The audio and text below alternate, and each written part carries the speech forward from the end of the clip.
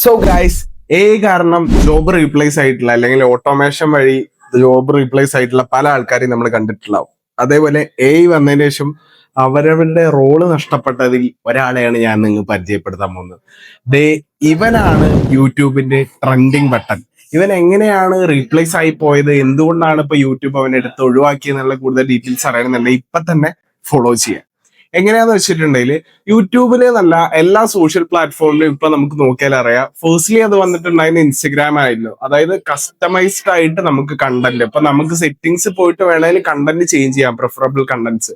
പക്ഷെ സ്റ്റിൽ അത് റെക്കമെൻഡ് ചെയ്യുന്ന കണ്ടന്റ്സ് എന്ന് വെച്ചിട്ടുണ്ടെങ്കിൽ നമ്മൾ യൂഷ്വലി സ്ക്രോൾ ചെയ്യുന്നത് അല്ലെങ്കിൽ നമ്മൾ എവിടെയെങ്കിലും സ്റ്റിക്ക് ഓൺ ചെയ്ത് കുറെ നേരം അത് ലൈക്ക് നമ്മുടെ വാച്ചിങ് ടൈം, സ്ക്രീൻ ടൈം ഒക്കെ വെച്ചിട്ട് നമ്മൾ ഏത് ടൈപ്പ് കണ്ടന്റിലാണ് സ്റ്റിക്ക് ഓൺ ചെയ്യുന്നത്, ഏതാണ് സ്കിപ്പ് ചെയ്യുന്നത്, അതൊക്കെ വെച്ചിട്ട് ഓട്ടോമേറ്റ് ചെയ്തിട്ടാണ്. അതായത് അതിന്റെ ഒരു ML വെച്ച്, മെഷീൻ ലേണിംഗ് എന്ന് പറയും. അതായത് ആ ഉപയോഗിക്കുന്ന യൂസറെ മനസ്സിലാക്കിയിട്ട് ആൾക്കുള്ള കണ്ടന്റ്സ് ആയിരിക്കും അവരുടെ ഫീഡിൽ സജഷൻ ആയിട്ട് വരുന്നുണ്ടാവുക.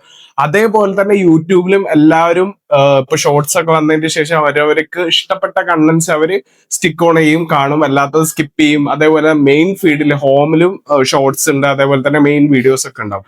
അപ്പൊ ഇതൊക്കെ ഓരോരുത്തരുടെ സ്ക്രീൻ ടൈം അതേപോലെ ആളുടെ ടേസ്റ്റ് അനുസരിച്ചായിരിക്കും ആളത് വാച്ച് ചെയ്യുന്നുണ്ടാവും. അപ്പൊ ഇതിനെ റെഫർ ചെയ്തുകൊണ്ടായിരിക്കും ആൾക്ക് വരുന്ന content. So the trending button is no more valid. അതായത് ട്രെൻഡിങ് ബട്ടന്റെ ആവശ്യമില്ല. അപ്പൊ ട്രെൻഡിങ് ആയിട്ടുള്ള ഒരു സാധനം എല്ലാവർക്കും പറ്റിയ ഒരു സാധനം ആയിരിക്കണമെന്നില്ല. അപ്പം പേഴ്സണലൈസ്ഡ് ആയിട്ടുള്ള കസ്റ്റമൈസേഷൻ വരുന്നതോട് കൂടി ട്രെൻഡിങ് ബട്ടൺ ട്രെൻഡ് ഔട്ട് ആയി എന്നുള്ളതാണ് വാസ്തവം. സോ ഇതുപോലുള്ള ഇൻഫോർമേറ്റീവ് വീഡിയോസിന് വേണ്ടിയിട്ട് ഇപ്പൊ തന്നെ ലെറ്റ്സ് ടോക്ക് ടെക്കി എന്ന് പറഞ്ഞിട്ടുള്ള എന്റെ ഇൻസ്റ്റാഗ്രാം ഹാൻഡിൽ ഫോളോ ചെയ്യുക. അതേപോലെ തന്നെ എന്റെ യൂട്യൂബ് ഹാൻഡിലും സബ്സ്ക്രൈബ് ചെയ്യുക. ഓക്കെ.